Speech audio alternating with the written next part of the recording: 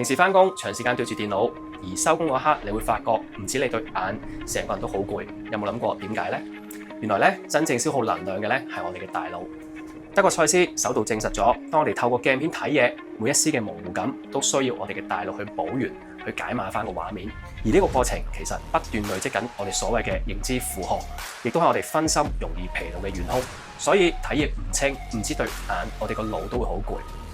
為咗減輕呢個腦負荷，賽斯最新最頂端嘅鏡片 KMI 正式誕生啦。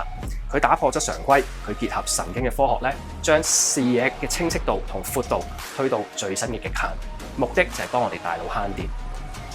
喺我哋最新嘅 KMI 客製品入面咧，最明顯就係漸進嘅系列啦。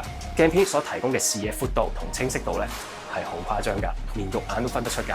入場門啦，由1萬左右，最貴可以去到呢個價錢，所以佢絕對係屬於精英級別嘅鏡片。如果你都想透過一對鏡片去釋放你嘅大腦潛能，留言 clear，我哋 PM 詳細資料俾你啊！